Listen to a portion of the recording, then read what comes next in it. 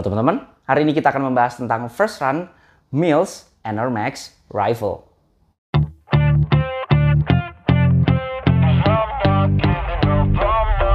Yeah, I'm nervous on the surface, I look fine. My brain feels heavy, my traumatized mind. And I'm so tired, I can't feel my eyes. Whoa, whoa. I'm petty, but I know how to lie. I feel feelings that I can't describe. I'm not breathing, but I'm still alive. Whoa, whoa. But I think I'll be alright, 'cause I'm not giving up, I'm not giving up yet. I feel that it's my time, so I'ma give it everything. I'ma give it everything I got. So I'ma give it everything. Terima kasih banyak buat Mills yang udah ngirimin saya sepatu ini. Tapi video ini nggak bisa diintervensi oleh siapapun karena video ini adalah murni pendapat pribadi saya sebagai pelari jelata. Bagi teman-teman masih belum subscribe, klik tombol subscribe yang warna merah yang di bawah ini biar saya makin semangat untuk membuat video-video bermanfaat buat teman-teman sekalian. Dan biar nggak ketinggalan kalau misalnya saya upload video baru tentunya seputar dunia lari. Kali ini kita kedatangan NR Max Rifle yang mana ini lanjutan daripada NR Max Cushion yang udah pernah saya bahas sebelumnya. Tapi meskipun desainnya, looks-nya mirip banget, tapi setelah saya cobain, ini adalah sepatu yang bener-bener berbeda. Jadi rasa feel ride-nya itu beda banget dengan NR Max Cushion.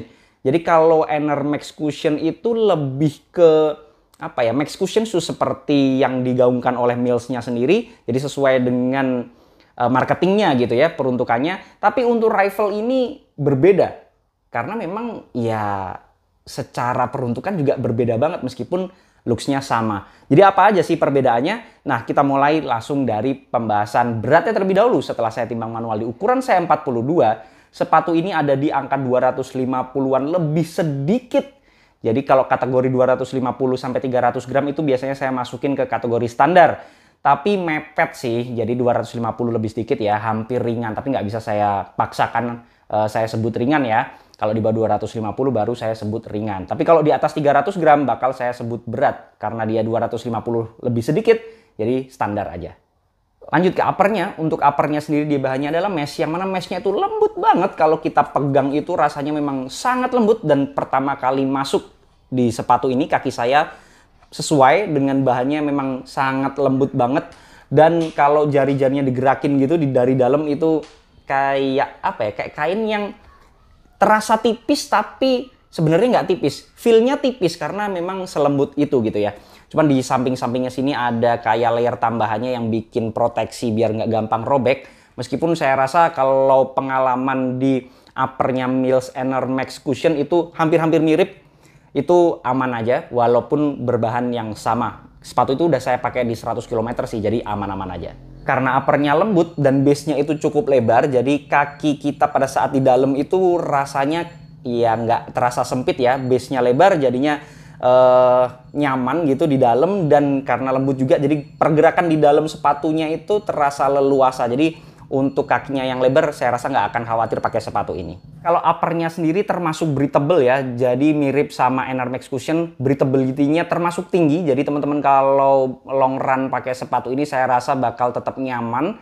Uppernya udah nyaman banget, dia breathable jadi nggak cenderung atau gampang panas pakai upper sepatu ini. Jadi salah satu poin plus sih. Lanjut ke lacing sistemnya. Untuk lacing sistemnya sendiri dia standar. Ini simple banget, tidak ada yang aneh-aneh. Jadi saya makin suka sih ya. Jadi standar seperti ini. Kemudian sudah ada runners knot-nya di belakang. Kemudian tali sepatunya sendiri ini jauh lebih baik dibandingkan dengan NR Max Cushion.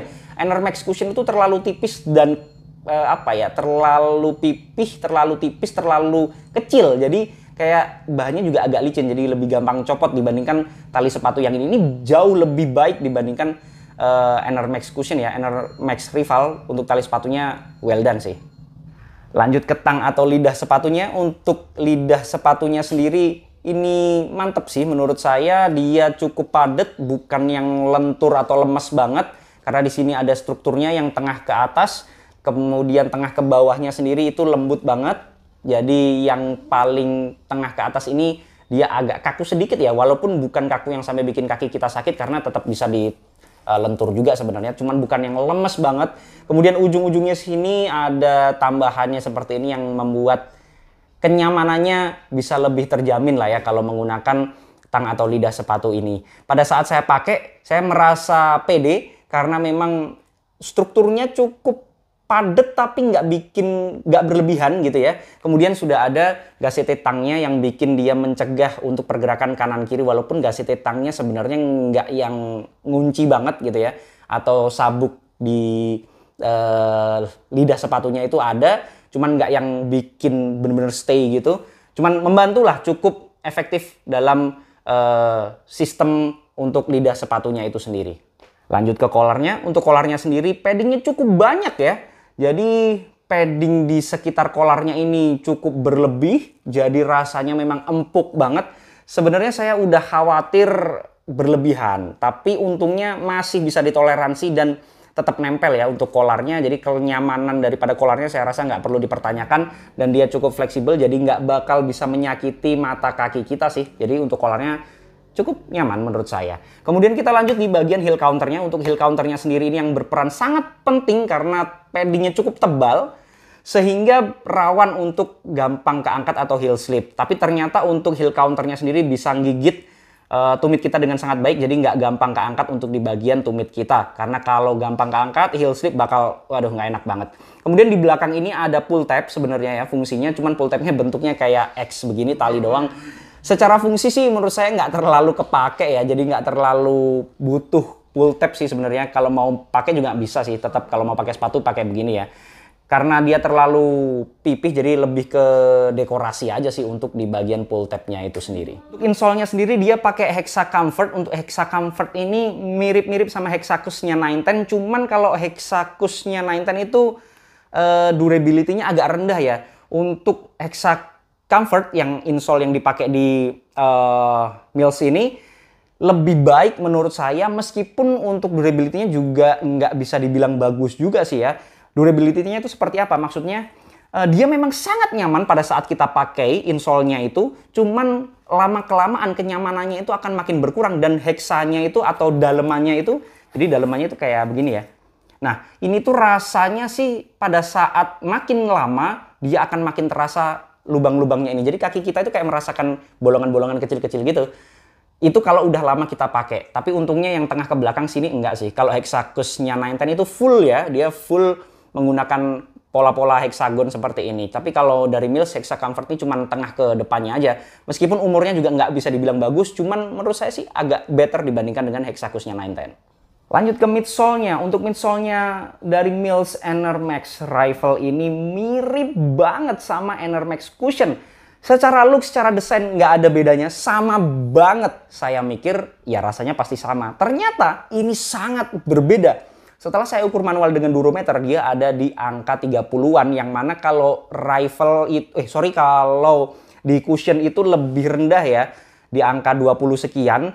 Jelas itu lebih empuk. Kalau ini nggak lebih empuk dibandingkan dengan cushion. Cuman nggak keras juga, 30-an itu standar. Untuk kenyamanannya sendiri masih sangat bisa kita rasakan. Jadi peruntukannya lebih ke daily trainer ya. Dia daily trainer akan lebih masuk, karena kalau kita pakai kenceng dikit gitu ya, nggak usah kenceng banget, kenceng dikit itu akan lebih nyaman pakai rifle daripada pakai yang cushion. Kalau cushion tuh enaknya buat pelan-pelan aja gitu.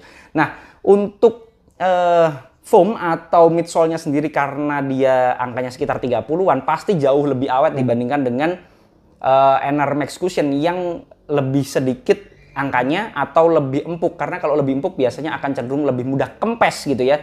Tapi itu juga tentang umur sih, jadi nggak langsung kempes juga.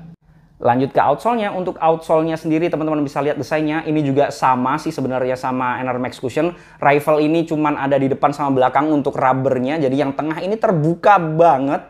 Sayang banget ya menurut saya. Walaupun keawetannya saya rasa akan lebih tinggi daripada cushion. Untuk yang rifle ini tetap aja kurang rubbernya sedikit. Karena saya rasa akan mudah tergerus kalau nggak dilindungi oleh rubbernya sendiri ya. Sedangkan di belakang ini perlu. Kemudian yang depan ujung atas ini saya rasa nggak perlu ya, nggak perlu yang tebel-tebel banget, malah yang tengah-tengah ini yang penting banget, karena itu yang lebih mudah tergerus. Karena kalau lebih tergerus duluan gitu, ya sayang karena pasti akan lebih mudah habis, aus, dan juga nanti akan miring sepatunya. Itu juga akan mempengaruhi gaya lari kita. Jadi alangkah baiknya rubbernya di cover setidaknya tidak sesedikit inilah. Di tempat-tempat yang memang kita butuhkan kayak di tengah, kemudian samping luar begini, atau mungkin yang samping dalam sini. Kalau tengah ini biasanya emang agak jarang sih ya. Jadi kalau teman-teman lagi nyari sepatu daily trainer tapi yang masih mengusung kenyamanannya, dan mungkin kalau keawetannya sendiri nggak butuh yang super lama tapi butuh lebih fokus ke kenyamanan, mungkin Enermax Rifle ini bisa menjadi jawaban teman-teman sekalian. Itu saja yang bisa saya bahas dari Enermax Rifle ini. Kalau teman-teman boleh banget nggak setuju, kalau ada koreksi, masukan, pertanyaan, dan juga pembahasan, bisa langsung sharing di kolom komentar. Jangan lupa subscribe channel ini biar saya makin semangat untuk membuat video-video bermanfaat buat teman-teman sekalian. Dan biar nggak ketinggalan kalau misalnya saya upload video baru tentunya seputar dunia lari. Assalamualaikum warahmatullahi wabarakatuh.